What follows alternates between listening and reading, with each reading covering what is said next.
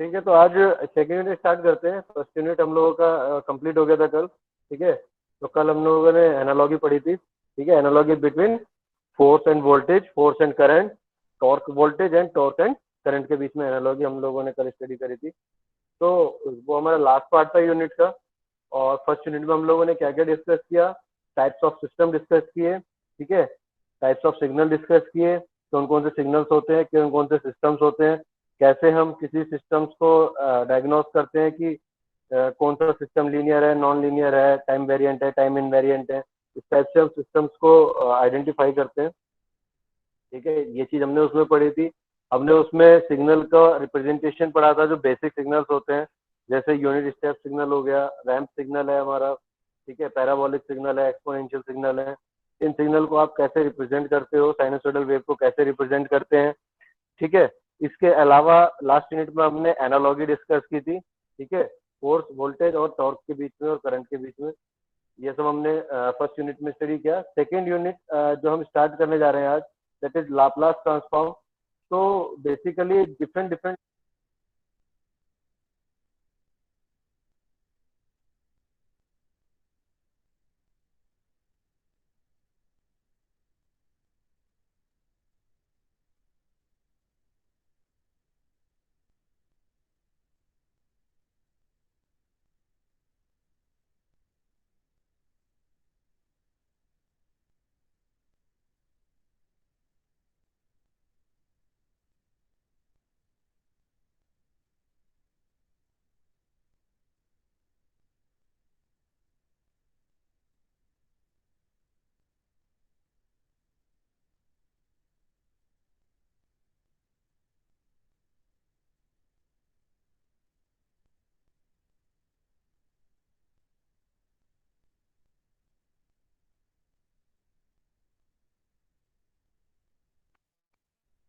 Hello.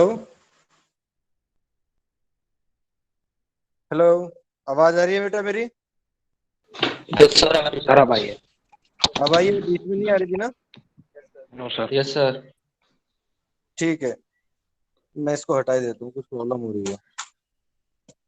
ठीक है, तो जब आवाज ना आए तो प्लीज आप लोग अपना माइक ऑन करके बोल देना कि सर आवाज नहीं आ रही। ठीक है, नहीं तो चैट बॉक्स में ओके टाइप सर। कर देना। ओके। क्योंकि हो सकता है सिस्टम में कई बार प्रॉब्लम हो जाती है बीच में। तो फर्स्ट यूनिट के बारे में हमने डिस्कस कर लिया कि फर्स्ट यूनिट में हमने क्या क्या किया था। अब सेकेंड यूनिट के बारे में पढ़ते हैं। ट्रांसफॉर्म टेक्निक्स हमें पढ़नी है। तो ये सब चीजें आपने फर्स्ट ईयर में भी पढ़ी होंगी, ट्रांसफॉर्म टेक्निक्स। ठीक है, पढ़ी है कि नहीं? Laplace transform, Fourier transform, jet transform, mathematics में। सर 4 ईयर पड़ी है। फोरियर पढ़ी है। तो क्यों करते हैं ट्रांसफॉर्म टेक्निक का यूज? क्या बेनिफिट है, बताएगा कोई? क्या करता है ट्रांसफॉर्म टेक्निक?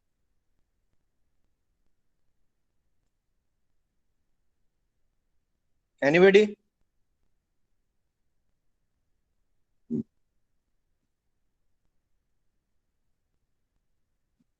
नहीं पता? देखिए, ट्रांसफॉर्म टेक्निक क्या करती है बेसिकली, आपके एक डोमेन के सिग्नल को दूसरे डोमेन के सिग्नल में ट्रांसफर करती है। ट्रांसफॉर्म का मतलब ये ट्रांसफॉर्म करना, उसको चेंज कर देना। यानी कि अगर सपोज आपके पास एक सिग्नल है और वो टाइम डोमेन में गिवन है, that signal is varied with respect to time. ठीक। और वो टाइम डोमेन में गिवन है सिग्नल आपको, और आपको वो सिग्नल को फ्रीक्वेंसी डोमेन में चेंज करना है। यानी कि आप चाहते हो कि वही सिग्नल आपको जब फ्रीक्वेंसी डोमेन में मिले तो वो कैसा हो, ये पता करना आप चाहते हो, तब आप ट्रांसफॉर्म टेक्निक का यूज कर सकते हो। ठीक है, तो बेसिकली ये ट्रांसफॉर्म टेक्निक क्या काम करती है, आपके किसी टाइम डोमेन फंक्शन को या टाइम डोमेन के सिग्नल को फ्रीक्वेंसी डोमेन के सिग्नल में ट्रांसफॉर्म करती है। यही काम आपका लाप्लास ट्रांसफॉर्म करती है, यही काम फोरियर करती है। दोनों के ही सेम वर्किंग है, दोनों एक ही काम करते हैं। आपके टाइम डोमेन फंक्शन को फ्रीक्वेंसी डोमेन के फंक्शन में ट्रांसफॉर्म करना। ठीक है। अब अगर आप इसका उल्टा करना चाहते हो कि आपको फ्रीक्वेंसी डोमेन में गिवन है कोई फंक्शन और आप उसको टाइम डोमेन में कन्वर्ट करना चाहते हो, तो फिर हम उसको बोलते हैं इनवर्स ट्रांसफॉर्म। यानी कि हम उसका अपोजिट कर रहे हैं, उल्टा कर रहे हैं। तो वो कहलाती है इनवर्स ट्रांसफॉर्म। अगर लाप्लास है तो इनवर्स लाप्लास ट्रांसफॉर्म, और अगर फोरियर है तो इनवर्स फोरियर ट्रांसफॉर्म। तो ये काम क्या कर रही है, फ्रीक्वेंसी डोमेन के सिग्नल को टाइम डोमेन के सिग्नल में कन्वर्ट कर रही है। ओके, तो जो हमारी बेसिक डेफिनेशन है लाप्लास ट्रांसफॉर्म की, क्या कि ये एक टाइम डोमेन सिग्नल को फ्रीक्वेंसी डोमेन के सिग्नल में कन्वर्ट करती है। ठीक, अब इसकी जो डेफिनेशन है, जो फॉर्मूला है जिससे हम डिसाइड करते हैं कि किसी फंक्शन का लाप्लास ट्रांसफॉर्म आप कैसे निकालोगे, तो सपोज आपके पास एक फंक्शन है एफ टी, ठीक है, सच दैट के टी इज ग्रेटर देन और इक्वल टू जीरो, कि टी की वैल्यू जो है वो जीरो यानी कि पॉजिटिव है, जीरो या जीरो से ऊपर है, पॉजिटिव वैल्यू है, तो इसकी जो लाप्लास ट्रांसफॉर्म होगी उसको हम डिनोट करते हैं एफ एस से। देखिए यहाँ जो फंक्शन था वो एफ टी टाइम डोमेन का फंक्शन था, जो फंक्शन है वो किसकी टर्म में, टाइम की टर्म में, टाइम डोमेन में, लेकिन जब हम इसको ट्रांसफॉर्म कर देंगे तो ये एफ एस की फॉर्म में आ जाएगा। तो एफ एस एस क्या है यहाँ पे, आपकी कॉम्प्लेक्स फ्रीक्वेंसी, एफ एस क्या है आपके पास, कॉम्प्लेक्स फ्रीक्वेंसी, तो ये फ्रीक्वेंसी डोमेन में सिग्नल कन्वर्ट हो जाएगा, तो F S will be equal to Laplace of F T. ठीक, यहाँ पे एस क्या है आपका, complex frequency given by sigma plus J, आपका ये इसको हम क्या बोलते थे साइन को, जे ओमेगा कह सकते हो आप इसको, सिग्मा प्लस जे ओमेगा, और सिग्मा जो होता है आपका बेसिकली वो रियल पार्ट होता है, जिसके साथ में जे आपका जुड़ा हुआ है ओमेगा के साथ में, वो आपका इमेजनरी पार्ट होता है। तो ये कॉम्प्लेक्स फ्रीक्वेंसी है जिसमें एक रियल पार्ट है और दूसरा इमेजनरी पार्ट है।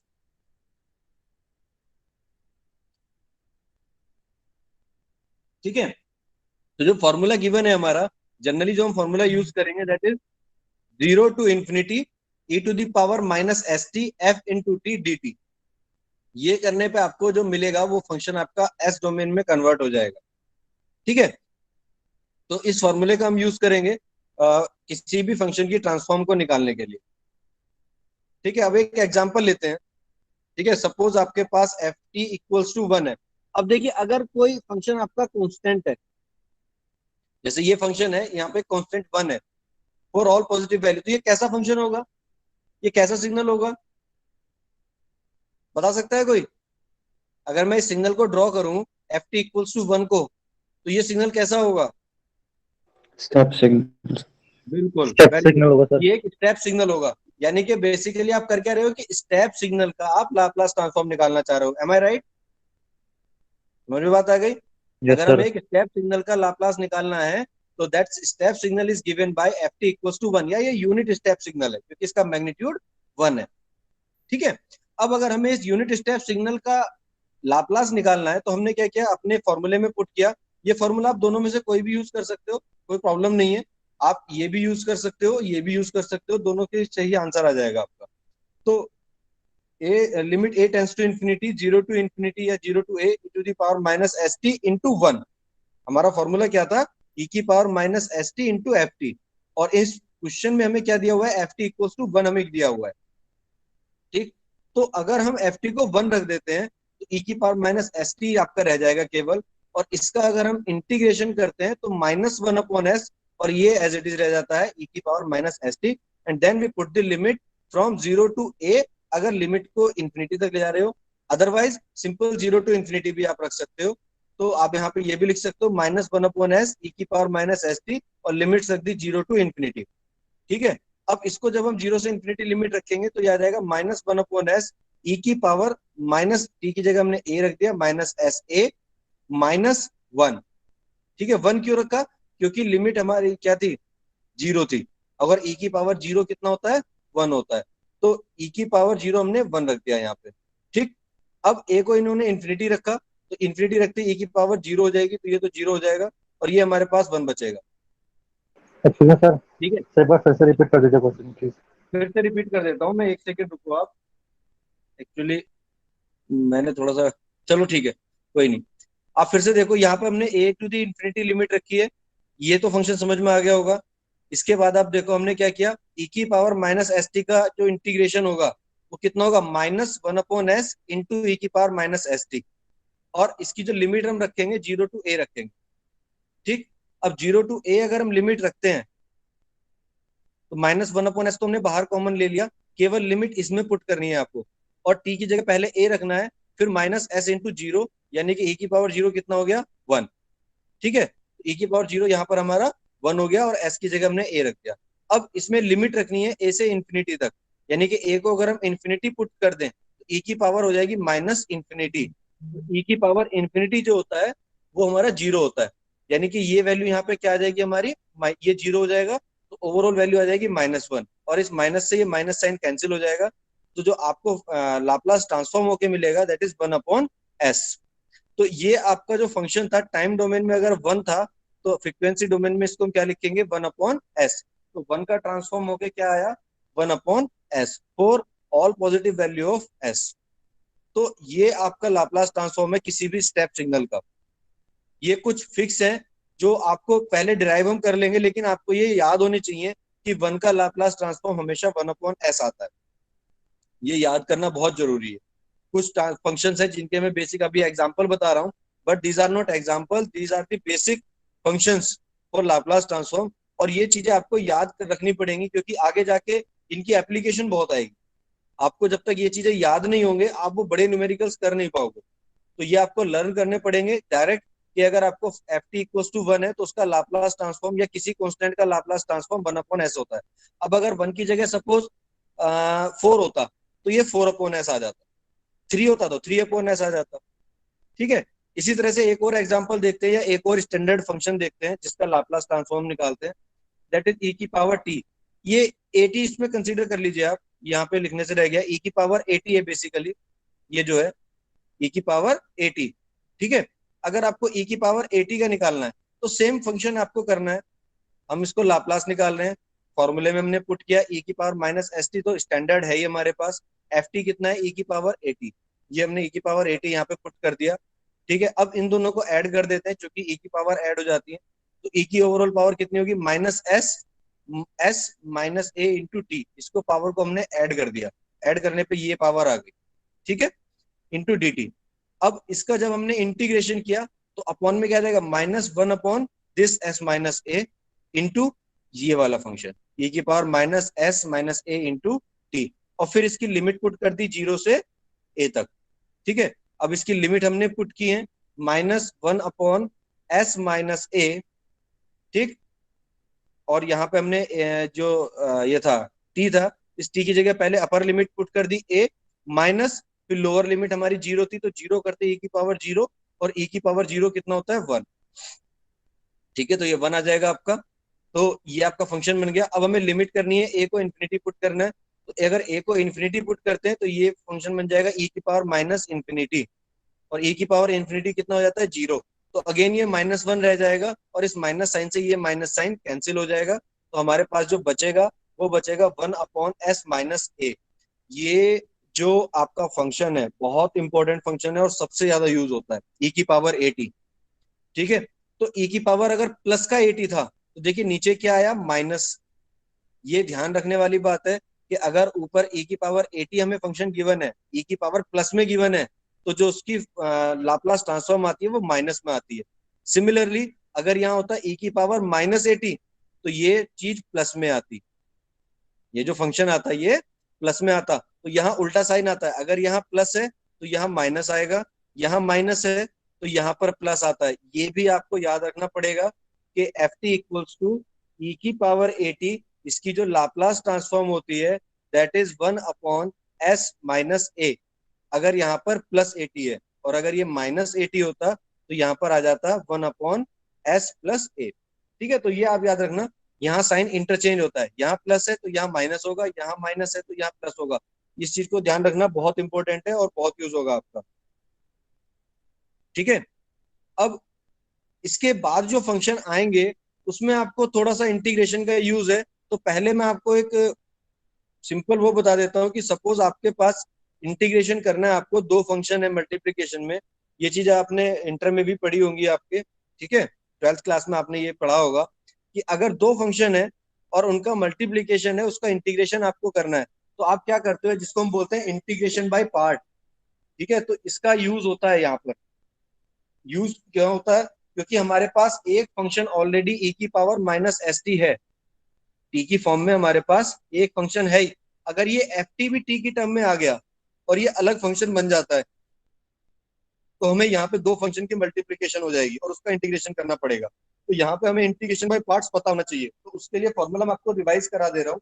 क्या फॉर्मूला था कि u इंटीग्रेशन ऑफ v, पहले फंक्शन को आप एज इट इज रखेंगे, दूसरे का इंटीग्रेशन करेंगे, minus integration of D by D x of you, पहले फंक्शन को जिसको हमने एज इट इज रखा था उसका डिफरेंशिएशन करेंगे, ब्रैकेट में दूसरे फंक्शन का इंटीग्रेशन करेंगे, और फिर जो मल्टीप्लाई करके आएगा उस पूरे को भी इंटीग्रेट करेंगे। तो ये कोई नया फॉर्मूला नहीं है, आप लोगों ने 12th में इसको यूज किया होगा। ठीक है, तो इसके लिए भी आपको करना पड़ेगा।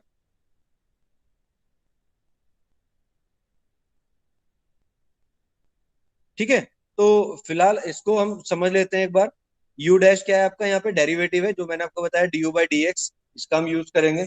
अब सपोज एक फंक्शन है आपके पास कि F T equals to T की पावर एन, ये भी बहुत इंपॉर्टेंट है और बहुत यूज होता है। एन यहाँ पे ग्रेटर देन और इक्वल टू 1 होना चाहिए, क्योंकि अगर ये 0 हो जाएगा तो टी की पावर 0 1 हो जाएगा, और 1 का हम कैलकुलेट कर चुके हैं, तो 1 का हमें नहीं निकालना है। 1 से ऊपर अगर टी है, टी की पावर 1 है, टी की पावर 2 है, 3 है, 4 है, कोई भी फंक्शन आता है जिसमें टी की पावर आ रही है, टी क्यूब है, टी की पावर 4 है, तो उसके लिए आप कैसे निकालोगे, उसको आपको समझना है। तो टी की पावर एन अगर हमारे पास है तो हमने 0 टू इन्फिनिटी टी की पावर एन इंटू ई की power minus S T into D t, ये हमारा फॉर्मूला था। ठीक, इसमें हमने क्या किया, टी की पावर एन, यहाँ पे आपने वही फॉर्मूला लगाया कि पहला फंक्शन एज इट इज। ठीक है, देखिए टी की पावर हमने इसको पहला फंक्शन मान लिया f1 और इसको हमने मान लिया f2। ठीक है, तो f1 एज इट इज हमने रखा हुआ है टी की पावर n, और इसका इंटीग्रेशन कर दिया e की power minus S T minus 1 upon S, और इसकी लिमिट पुट कर दी 0 टू इन्फिनिटी। ठीक है, पहले फंक्शन का काम खत्म हो गया, माइनस इंटीग्रेशन ऑफ पहले फंक्शन का डिफरेंशिएशन, यानी कि टी की पावर एन का डिफरेंशिएशन।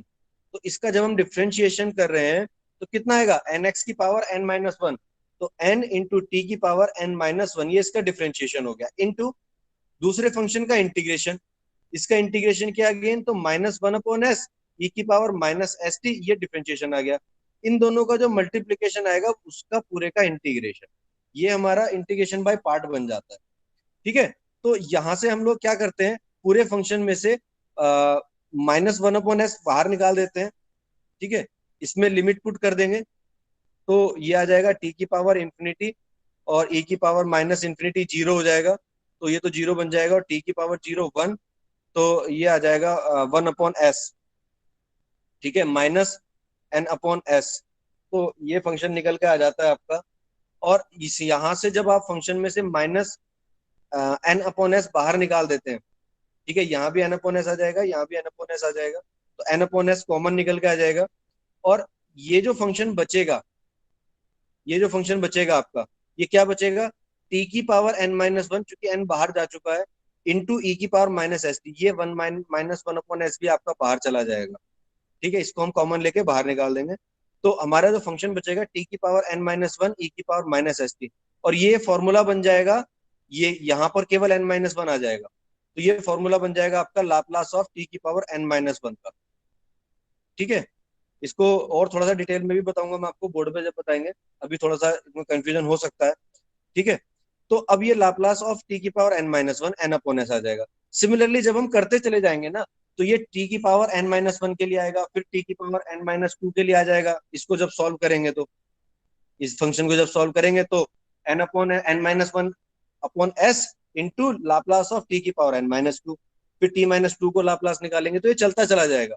तो कुल मिला के जब हम इसको समराइज करेंगे और देखेंगे तो हम यहाँ पे लिख सकते हैं कॉमन फॉर्मूला कि फैक्टोरियल एन हम ले लेंगे, क्योंकि ये एन आया, फिर एन माइनस 1 आया, फिर एन माइनस 2 आएगा, तो हम इसको लिख सकते हैं फैक्टोरियल एन अपॉन एस की पावर एन प्लस 1, क्योंकि एस की पावर आपकी बढ़ती चली जाएगी।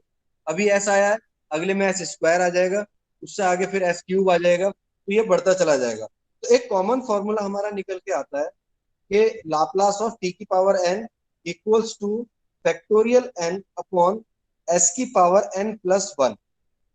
मतलब अगर आपके टी की पावर क्यूब होती तो फैक्टोरियल 3 अपॉन एस की पावर 3 प्लस 1 यानी कि 4, अगर यहाँ 3 है तो नीचे 4 आएगा, हमेशा एक पावर बढ़ के आएगी। तो अगर आपको टी का निकालना है, सपोज एक रैंप फंक्शन है, और रैंप फंक्शन मैंने आपको बताया था कि एफ टी इक्वल टू कितना होता है टी, तो अगर आपको टी का निकालना है तो वो कितना आया 1 अपॉन एस स्क्वायर, क्योंकि यहाँ पे फैक्टोरियल एन आप निकाल रहे हो, और फैक्टोरियल का मतलब फैक्टोरियल वन, तो वन अपॉन, और यहाँ वन से पावर बढ़ के हो जाएगी टू, तो one upon S square.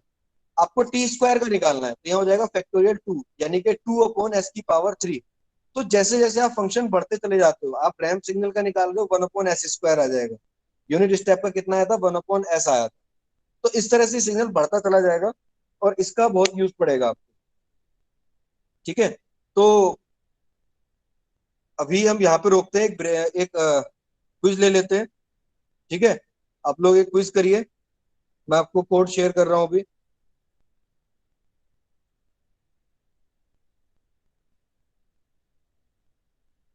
Just a minute.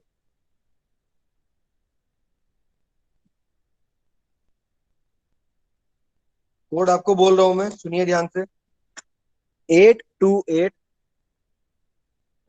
फिर से सुन लो। 82 83 43। 82 83 43। जो लोग क्विज ज्वाइन करेंगे और दोनों क्विज में प्रेजेंट होंगे, उन्हीं की अटेंडेंस काउंट होगी, ये मैं फिर से बता दूं। 82 83 43। योर क्विज स्टार्ट हो गया आपका। ठीक है, यहाँ पे मैं पॉज ले रहा हूँ, 5 मिनट का आप क्विज करिए।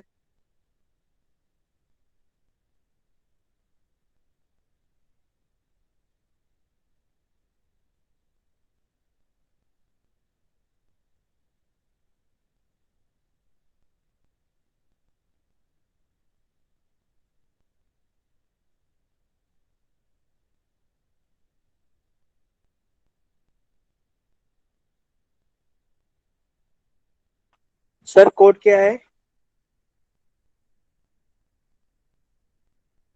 82 83 43।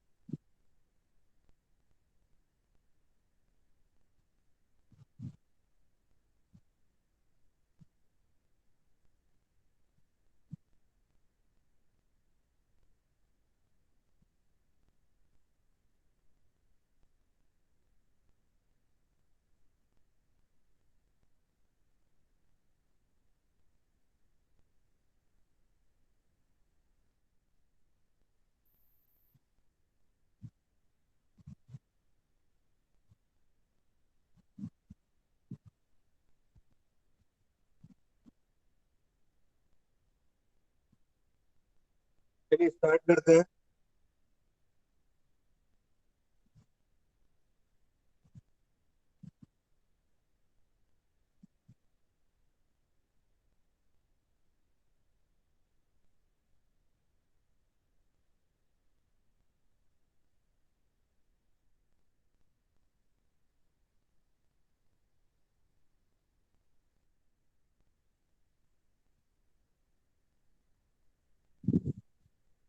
ठीक है, तो लाप्लास ट्रांसफॉर्म ऑफ टी की पावर एन के बारे में देखा।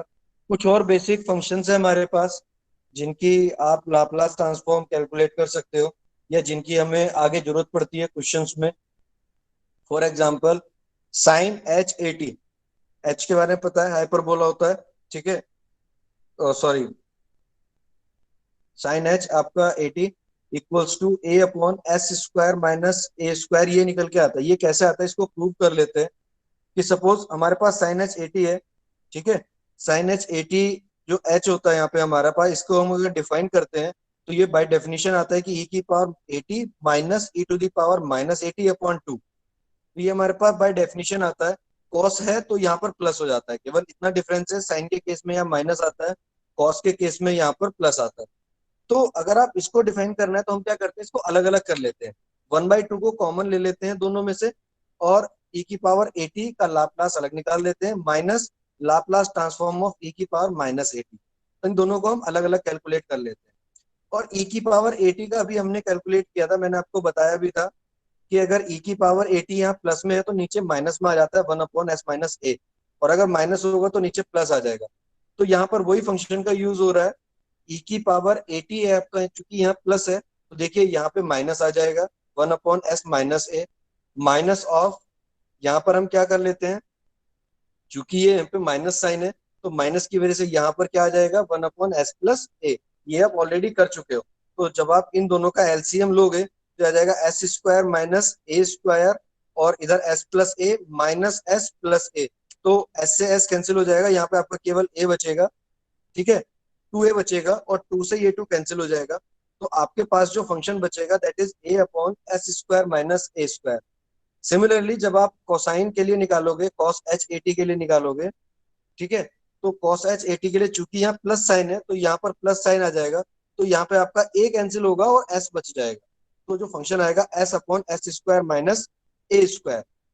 ठीक है, तो ये आपका आ जाएगा Laplace transform of sine H के फंक्शन की या कॉस एच फंक्शन की। ठीक, अब साइन अगर एच में नहीं है, आपका नॉर्मल साइन थीटा की फॉर्म में है, साइन एटी है, कॉस एटी है, तो उसका ए अपॉन एस स्क्वायर आता है। ये ध्यान रखना, से नीचे की तरफ दोनों में डिनोमिनेटर सेम आता है, साइन में भी कॉस में भी। डिफरेंस केवल इतना है कि अगर साइन है तो ऊपर कांस्टेंट आता है, ये जो कांस्टेंट होता है ए, अगर कॉस है तो ऊपर एस आएगा, ये कांस्टेंट नहीं आएगा। ये चीज का डिफरेंस है, साइन में हमेशा कांस्टेंट ऊपर आता है, कॉस में हमेशा एस ऊपर आता है। बेटा एक सेकंड जरा पानी पी लो।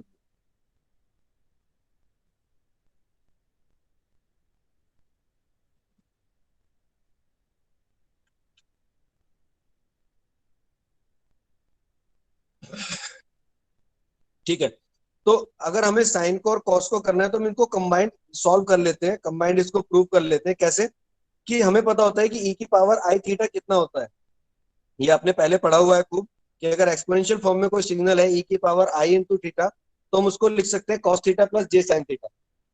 ये यूलर्स फॉर्मूला है हमारा, कॉस थीटा प्लस जे साइन थीटा। तो यहाँ पे ई की पावर आई एक्स को हमने लिख लिया cos x plus I into sine x. ठीक, सिमिलरली x की जगह हम क्या रख देते हैं, चूंकि हमारे फंक्शन में 80 था तो x की जगह हमने क्या रख दिया, cos 80 sin 80। तो हमारा यहाँ फंक्शन बन गया e की पावर i इंटू 80। ठीक है, तो ये केवल हमने यहाँ से डिराइव कर लिया। अब इसका हमें लाप्लास निकालना है, इसका हम लाप्लास कैलकुलेट कर लेते हैं। ठीक है, तो अगर हम इसका लाप्लास निकाल रहे हैं यानी कि इसका भी लाप्लास ले रहे हैं, तो हम लाप्लास निकालेंगे लाप्लास ऑफ e की पावर आई ए इंटू टी। जब आप आई ए इंटू टी का निकालते हैं तो हमें पता है कि यहाँ पर अगर प्लस है तो नीचे माइनस आता है, तो टी का कॉफिशिएंट है आई इंटू ए, तो 1/s माइनस आई इंटू ए। ये हमने निकाल रखा था ई की पावर ए टी का। ठीक है, तो चूंकि आई था यहाँ पे तो एस माइनस आई ए कर दिया। अब इसको हमें क्या करना है, ब्रेक करना है, क्योंकि हमें दो फंक्शन में चाहिए, एक रियल पार्ट और एक इमेजिनरी पार्ट। तो हमें क्या करना होगा, इस फंक्शन में से रियल पार्ट को अलग करना होगा, इमेजिनरी पार्ट को अलग करना होगा। ठीक है, जब हम रियल और इमेजिनरी पार्ट को अलग कर लेंगे तो रियल पार्ट को कंपेयर कराएंगे कॉस वाले फंक्शन से और इमेजिनरी पार्ट को कंपेयर कराएंगे साइन वाले फंक्शन से।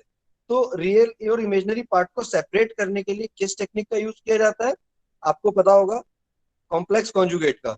तो s माइनस ए का जो कॉम्प्लेक्स कॉन्जुगेट होगा दैट इज s प्लस ए। तो हम क्या करेंगे, s प्लस आई ए से ऊपर और नीचे मल्टीप्लाई कर देंगे। जब ऊपर मल्टीप्लाई किया तो ये आया, और जब हमने नीचे मल्टीप्लाई किया तो s माइनस आई ए इंटू एस प्लस आई ए।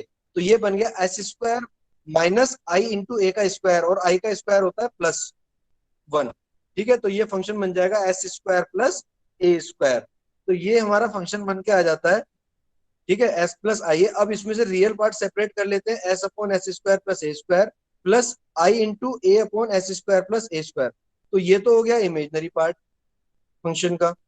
ठीक है, और ये हो गया आपका रियल पार्ट। तो जब हम रियल पार्ट को कंपेयर करते हैं तो कॉस का कितना है हमारे पास, ये रियल पार्ट था कॉस। ठीक है, रियल पार्ट से अगर हम कंपेयर करते हैं तो ये जो लाप्लास आई है ये लाप्लास ट्रांसफॉर्म है कॉस ए टी का, और जो इमेजिनरी फंक्शन आया है ये है लाप्लास ट्रांसफॉर्म आपका साइन ए टी का। तो यहां से हम रियल और इमेजिनरी पार्ट को इक्वेट करते हैं और साइन ए टी और कॉस ए टी के लिए हम लोग ड्राइव कर सकते हैं। ठीक है, नहीं समझ में आया तो बताओ अभी।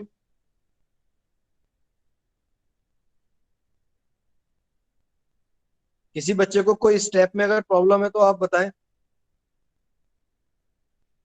नहीं तो फिर हम आगे बढ़ेंगे।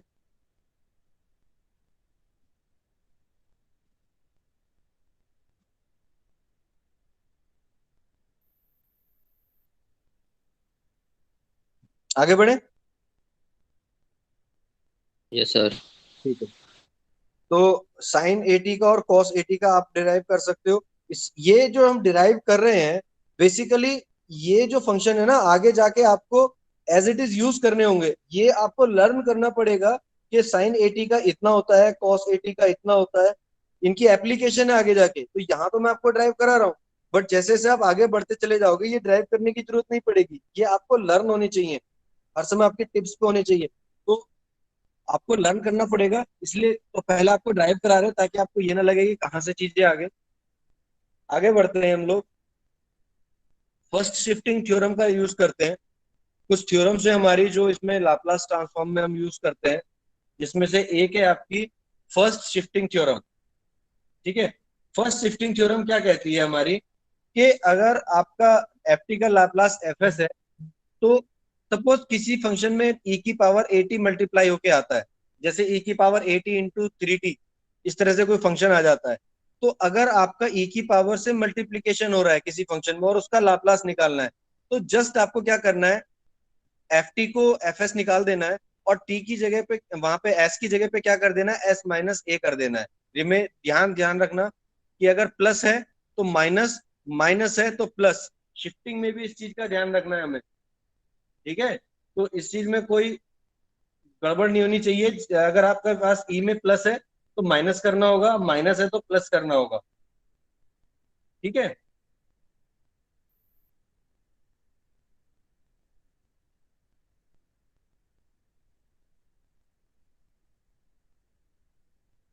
तो इसको प्रूव कर लेते हैं। सपोज लाप्लास ऑफ ई की power A T into F T, zero to infinity हमने क्या लिखा, जिस डेफिनेशन थी ई की power minus S T into F T, F T की जगह हम क्या रख देंगे अब, ई की power A T into F T. तो ई की पावर यहाँ पे अगर आप इनको ऐड कर दें पावर्स को तो क्या आएगा, E to the power minus S minus A, ये पावर ऐड हो जाती है मल्टीप्लीकेशन में, तो minus S minus A into T. ठीक है, अब अगर s माइनस ए को हम कुछ फंक्शन मान ले, x मान ले, r मान ले, या जो भी यहाँ पे जैसे हमने s माइनस ए को r मान लिया, तो क्या हो जाएगा, e की power minus R T into F T d T. ठीक है, लिमिट हमारी, तो ये फंक्शन आ जाएगा एफ आर। ये किसकी बेसिक डेफिनेशन है कि कोई r फंक्शन है, ठीक है, तो उसकी हमारा ये लाप्लास ट्रांसफॉर्म आ जाएगा, where r is equals to s minus A, तो एफ एस माइनस ए आपका फंक्शन आ जाएगा। तो यहाँ से आप ये प्रूव कर सकते हैं कि अगर किसी टाइम डोमेन में किसी फंक्शन में e की पावर एटी की मल्टीप्लीकेशन है, ठीक है, तो उसमें जब फ्रीक्वेंसी डोमेन में जाते हैं तो वहां पर s माइनस ए रहता है, s की जगह पे जहां जहां s होगा वहां s माइनस ए हो जाएगा। तो ये जो थ्योरम है हमारी, ये कहलाती है फर्स्ट शिफ्टिंग थ्योरम। ठीक है, इसको हम बोल देते हैं फर्स्ट शिफ्टिंग थ्योरम। कोई एग्जांपल ले लेते हैं। फॉर एग्जांपल कि आपके पास ये फंक्शन है लाप्लास ऑफ e की पावर -3t cos 4t। तो आपको e की पावर -3t को लुक आफ्टर करने की जरूरत नहीं है। First you calculate the Laplace transform of this function cos 4t।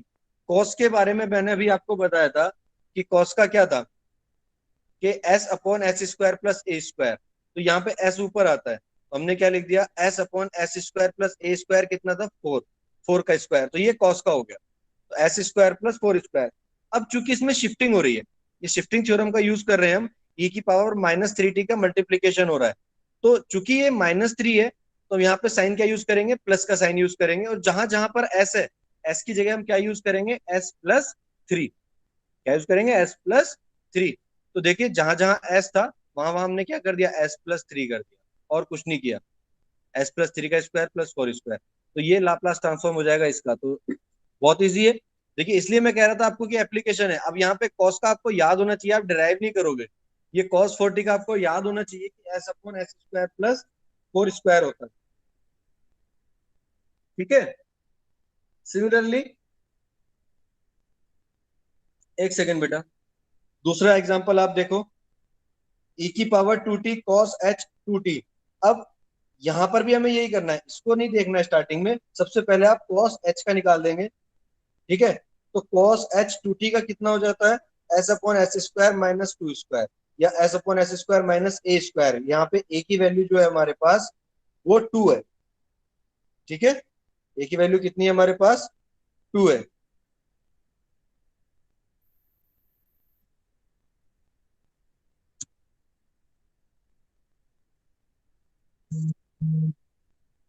एक सेकंड रुको बेटा। ठीक है, तो a की वैल्यू हमारे पास 2 है। अब हमने क्या करना है, जब ये a की पावर 2t का फैक्टर इसमें ऐड होगा, तो यहाँ पे की 2 की शिफ्टिंग हो जाएगी s में। तो चूंकि यहाँ पर प्लस का 2 है, तो हम क्या करेंगे, s में -2 करेंगे। तो यहाँ पर हमने जहां जहां s था, वहां वहां हम क्या यूज करेंगे, s-2 यूज करेंगे। तो ये देखिए जहां जहां s था, यहाँ पर s था, तो s की जगह s-2 कर दिया। यहाँ पर s का स्क्वायर है, तो s-2 का स्क्वायर कर दिया। तो ये आपकी फर्स्ट शिफ्टिंग प्रॉपर्टी होती है, जिसमें हम टाइम में शिफ्ट कर रहे होते हैं। पहली शिफ्टिंग किसमें करी हमने, टाइम में शिफ्टिंग करी। तभी इसको हम क्या बोलते हैं, टाइम शिफ्टिंग थ्योरम भी बोलते हैं। ठीक है, एक सेकंड का होल्ड चाहिए मुझे केवल, मिनट रुको।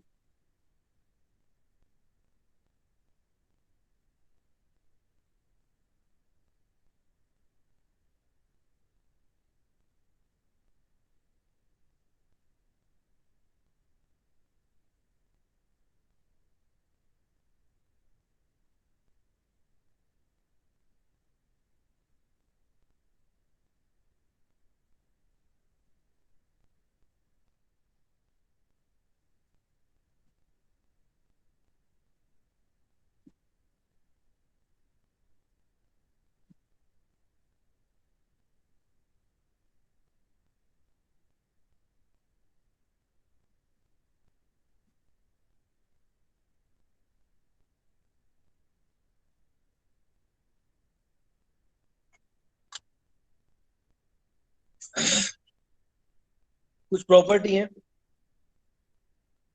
प्रॉपर्टीज का डिस्कशन करते हैं। एक प्रॉपर्टी हमारी होती है लीनियर प्रॉपर्टी।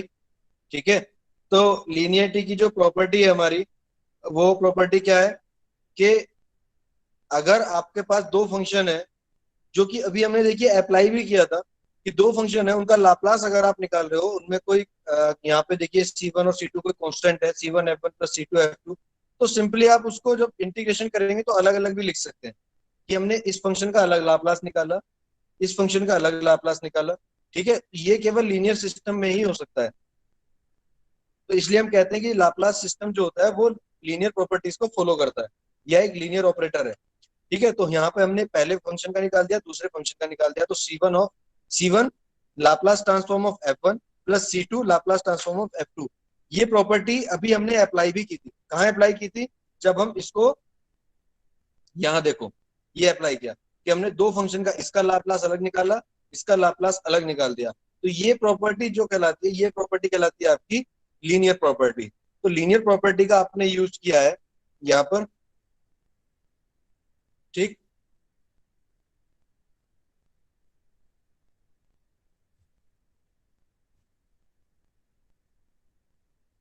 ठीक है, तो आज के लिए हम यहीं पे इतना रखते हैं, उसके बाद हमारा एक क्विज और होगा आपका अभी, ठीक है, क्विज को देखेंगे, कल हम इसको कंटिन्यू करेंगे। अभी इसमें मैं एक बेसिक आपसे कुछ क्वेश्चंस आपको मैं बताता हूँ, क्योंकि हर चीज को पीपीटी में इंक्लूड करना बड़ा मुश्किल हो जाता है।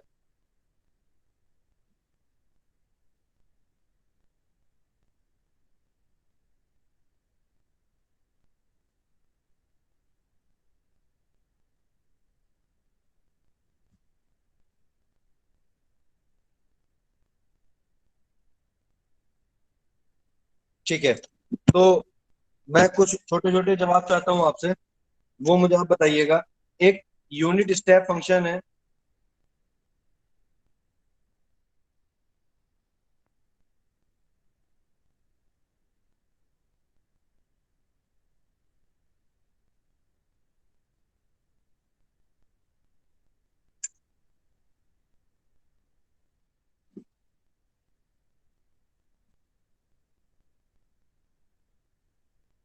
F T equals to U T, या इसको वन भी कह सकते हैं। इसका अगर हम लाप्लास निकालते हैं, ठीक है, तो इसका लाप्लास कितना हो जाएगा? अभी मैंने आपको बताया था F is equal to one upon S, ठीक है, ये तो मैंने आपको बताया था। अब मैंने आपको टी की पावर एन के लिए भी बताया था। अब मुझे बताइए, अगर एक रैंप सिग्नल है, रैंप सिग्नल को मैं लिखता हूं आर टी, ठीक है, और आर टी इक्वल्स टू होता है टी इंटू यू टी।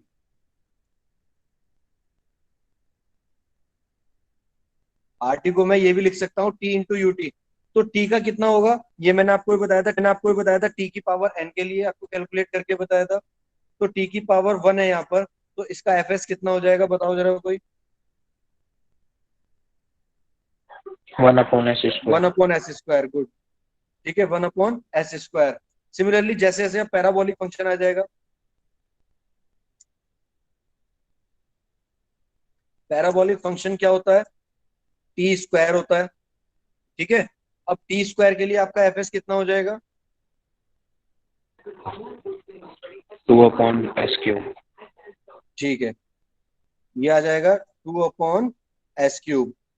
ठीक है, इस तरह से जैसे जैसे पावर बढ़ती चली जाएगी, अगर टी क्यूब हो जाता है तो टी क्यूब के लिए कितना हो जाएगा? टी क्यूब के लिए अगर आप निकालोगे, 6/s⁴। ये फैक्टोरियल 3 आएगा। अब फैक्टोरियल 3 कितना होगा? 3 × 2 यानी कि 6, गुड। तो ये आ जाएगा 6/s⁴, ये एक पावर बढ़ती चली जाएगी। तो इस तरह से तो आप बेसिक सिग्नल्स की लाप्लास ट्रांसफॉर्म निकाल सकते हो। ये भी क्वेश्चन पूछे जाते हैं कि बेसिक फंक्शंस जो हैं उनकी लाप्लास ट्रांसफॉर्म कैसे निकालोगे। अब सपोज जो मैंने आपको वेवफॉर्म बताई थी, जो वेवफॉर्म ने फर्स्ट यूनिट में की थी, ध्यान है आपको, उसको यूनिट स्टेप में और रैंप फंक्शन की फॉर्म में हमने लिखा था, ठीक है। अब उन फंक्शंस को आपको लाप्लास अगर निकालना है, तो ये चीज आपको पता होनी चाहिए। जब तक आपको यूटी की लाप्लास ट्रांसफॉर्म नहीं पता होगा, आप इसको नहीं निकाल पाओगे। जब तक आपको टी के बारे में नहीं पता होगा, आप नहीं निकाल पाओगे।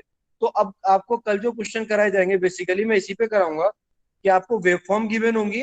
First you represent the wave into the basic signals, ठीक है, आप उनको बेसिक सिग्नल की फॉर्म्स में रिप्रेजेंट करेंगे, ठीक है। और उसके बाद हम क्या करेंगे, उनका लाप्लास ट्रांसफॉर्म निकालेंगे। तो ये चीज आपको पता होनी चाहिए कि ये किसका क्या फंक्शन होता है।